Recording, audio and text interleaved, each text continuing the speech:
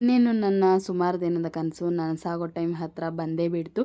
ಏನು ಎತ್ತ ಅಂತ ನಾನು ಮುಂದಿನ ದಿನಗಳಲ್ಲಿ ತಿಳಿಸ್ತೀನಿ. ಯಾಕಂದರೆ ನಿಮ್ಮ ಸಪೋರ್ಟ್ ನನಗೆ ತುಂಬಾ ಮುಖ್ಯ. ನನಗೆ ಇದು ಫ್ರೈಡೇ ವ್ಲಾಗ್ ಆಗಿರುತ್ತೆ. ನಮ್ಮ ಪಾಪುಗೆ ಇವತ್ತು ಹುಷಾರಿರಲಿಲ್ಲ. ಮನೇಲಿ ಮಕ್ಕಳು ಹುಷಾರಿಲ್ಲ ಅಂದರೆ ಒಂಥರ ಮನೆ ವಾತಾವರಣವೇ ಒಂಥರ ಇರುತ್ತೆ. ಸೊ ನಾವು ಫಸ್ಟು ಪಾಪುಗೆ ಹುಷಾರಿಲ್ಲ ಅಂದರೆ ಏನು ಮಾಡ್ತೀವಿ ಅಂದರೆ ನಾವು ಫಸ್ಟು ಕರ್ಕೊಂಡೋಗೋದೇ ಅಂತ್ರ ಹಾಕ್ಸೋಕ್ಕೆ. ನಾವು ಹಾಸ್ಪಿಟ್ಲಿಗೂ ಸಹ ಕರ್ಕೊಂಡೋಗಲ್ಲ. ನಾವು ಫಸ್ಟ್ ಕರ್ಕೊಂಡೋಗೋದೇ ಅಂತ್ರ ಹಾಕ್ಸೋಕ್ಕೆ. ಇನ್ನು ನಾವೆಲ್ಲಿ ಅಂತ್ರ ಹಾಕ್ಸ್ತೀವಿ ಅಂತ ಅಂದ್ಬಿಟ್ಟು ಈ ವಿಡಿಯೋದಲ್ಲಿ ನಿಮಗೆ ತಿಳಿಸ್ಕೊಡ್ತೀನಿ. ಯಾಕಂದರೆ ಸುಮಾರು ಜನಕ್ಕೆ ಇದು ಹೆಲ್ಪ್ಫುಲ್ ಆಗ್ಬೋದು.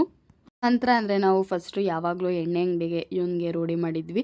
ಇಲ್ಲಿಂದ ಅಲ್ಲಿಗೆ ಸ್ವಲ್ಪ ದೂರ ಆಗುತ್ತೆ ಅಂದ್ಬಿಟ್ಟು ನಾವು ಇಲ್ಲೇ ನೆಲಮಂಗ್ಲದಲ್ಲೇ ನಾವು ಇವನಿಗೆ ಅಂತ್ರ ಹಾಕ್ಸೋಕ್ಕೆ ಸ್ಟಾರ್ಟ್ ಮಾಡ್ಕೊಂಡಿದ್ವಿ. ಅಲ್ಲಿ ತುಂಬಾ ಚೆನ್ನಾಗಿ ಹರ್ತಾಯ ಆಗುತ್ತೆ. ಇದು ಬಂದು ಮದುರೆಗೆ ಹೋಗೋ ನೆಲಮಂಗ್ಲದಿಂದ ಮದುರೆಗೆ ಹೋಗೋ ರೋಡಲ್ಲಿ ಒಂದು ಬೈಲಾಂಜನೇಯ ಸ್ವಾಮಿ ದೇವಸ್ಥಾನ ಅಂತ ಇರುತ್ತೆ. ಈ ಥರ ಲೆಫ್ಟ್ ಸೈಡಲ್ಲಿ ಈ ಥರ ಆರ್ಚ್ ಇರುತ್ತೆ. ಇದ್ರ ಒಳಗಡೆ ಹೋದರೆ ಅಲ್ಲಿ ದೇವಸ್ಥಾನ ಕಾಣಿಸುತ್ತೆ. ಬೈಲಾಂಜನೇಯ ಸ್ವಾಮಿ ದೇವಸ್ಥಾನ. ಇಲ್ಲಿ ಒಂದು ಇದು ನಮ್ಮ ಮನೆ ದೇವರು. ಇಲ್ಲಿ ಒಂದು ನಮಸ್ಕಾರನ ಹಾಕಿ ಇನ್ನು ಸ್ವಲ್ಪ ಮುಂದೆ ಹೋಗಬೇಕು. ಬೈರ್ಶೆಟ್ಟಳ್ಳಿ ಅಂತ ಊರು ಸಿಗುತ್ತೆ. ಅಲ್ಲೇ ನಾವು ಅಂತ್ರ ಹಾಕ್ಸೋದು. ಇನ್ನು ನೋಡಿ ಇದು ಬೈರ್ಶೆಟ್ಟಳ್ಳಿ. ಇಲ್ಲಿ ಸ್ಕೂಲ್ ಸಿಗುತ್ತೆ. ಸ್ಕೂಲ್ ಪಕ್ಕದಲ್ಲೇ ಒಂದು ದೊಡ್ಡ ಬಿಲ್ಡಿಂಗ್ ಕಾಣಿಸುತ್ತೆ ಗೈಸ್. ಇಲ್ಲೇ ಇವರು ಅಂತ್ರ ಹಾಕೋದು. ಇವರು ಬೈಲಾಂಜನೇಯ ಸ್ವಾಮಿ ದೇವಸ್ಥಾನದ ಅರ್ಚಕರ ಅಂತೆ. ಇಲ್ಲಿ ಸುಮಾರು ಜನ ಅಂದರೆ ಸುಮಾರು ಜನ ಬರ್ತಾರೆ. ನಮಗಂತೂ ತುಂಬಾ ಹೆಲ್ಪ್ ಆಗುತ್ತೆ. ಯಾಕಂದರೆ ನಮ್ಮ ಪಾಪುಗೆ ಇಲ್ಲಿ ಹಾಕಿಸಿದ್ರೆ ತುಂಬ ಚೆನ್ನಾಗಿ ಹರ್ತಾಯ ಆಗುತ್ತೆ. ಅವರು ಸ್ವಲ್ಪ ಬರೋದು ಲೇಟಾಗಿತ್ತು. ಇನ್ನು ಯಾರೂ ಕೂಡ ಬಂದಿರಲಿಲ್ಲ. ಇನ್ನು ಅಂತ್ರನ ಒತ್ತು ಏರಕ್ಕೆ ಮುಂಚೆ ಹಾಕಿಸ್ಬೇಕು ಅಥವಾ ಒತ್ತು ಇಳಿಯೋ ಟೈಮಲ್ಲಿ ಹಾಕ್ಸಿದ್ರೆ ತುಂಬ ಚೆನ್ನಾಗಿ ಹರ್ತಾಯ ಆಗುತ್ತೆ ಅಂತ ಹೇಳ್ತಾರೆ.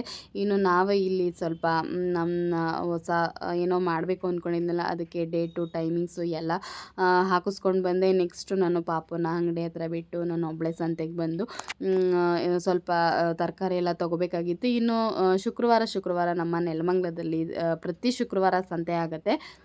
10-11 ಗಂಟೆ ಮೇಲೆಲ್ಲ ಸುಮಾರು ಟ್ರಾಫಿಕ್ ಆಗಿಬಿಡುತ್ತೆ, ತೊಗೊಳೋದಕ್ಕಾಗಲ್ಲ. ಸೊ ಹಾಗಾಗಿ ನಾನು ಸ್ವಲ್ಪ ಬೇಗನೆ ಹೋಗಿ ಎಲ್ಲ ತೊಗೊಂಡ್ಬಿಟ್ಟೆ. ಇನ್ನು ಅಲ್ಲಿಂದ ಬಂದು ಪಾಪುನ ಕರ್ಕೊಂಡು ನಾನು ಟಿಫನ್ಗೆ ಇಡ್ಲಿ ಮತ್ತು ಚಟ್ನಿನ ಮಾಡಿ ಇವನು ಸ್ವಲ್ಪ ರೆಸ್ಟ್ ಮಾಡಲಿ ಅಂತ ಅವನು ಕೂಡ ಮಲಗಿಸಿ ಸ್ವಲ್ಪ ಫ್ರಿಜ್ನ ಕ್ಲೀನ್ ಮಾಡಬೇಕಾಗಿತ್ತು. ಇನ್ನು ನಾನು ಹಸಿಮೆಣ್ಸಿನ್ಕಾಯಿ, ಕೊತ್ತಂಬರಿ ಸೊಪ್ಪು, ಶುಂಠಿ ಎಲ್ಲನೂ ಕೂಡ ನಾನು ಈ ಥರ ಬಾಕ್ಸಲ್ಲಿ ಹಾಕಿ ಎತ್ತಿಟ್ಕೊತಾ ಇದ್ದೀನಿ. ಈ ಬಾಕ್ಸ್ ಲಿಂಕ್ ಬೇಕು ಅಂದರೆ ಕಮೆಂಟ್ ಮಾಡಿ ಗೈಸ್. ಈ ಥರ ಕೊತ್ತಂಬರಿ ಸೊಪ್ಪನ್ನ ಈ ಥರ ಬಟ್ಟೆಲಿ ಎತ್ತಿಟ್ರೆ ಕೊತ್ತಂಬರಿ ಸೊಪ್ಪು ಕೊಳ್ತೋಗಲ್ಲ. ಅಮ್ಮ ಹೇಳ್ಕೊಟ್ಟಿದ್ದು. ಇನ್ನು ಸಂಜೆ ಇವನಿಗೂ ಕೂಡ ದೃಷ್ಟಿ ತೆಗೆಸಿ ಈ ವಿಡಿಯೋನ ಇಲ್ಲಿಗೆ ಎಂಡ್ ಮಾಡ್ತಾ ಇದ್ದೀನಿ. Thank you for watching.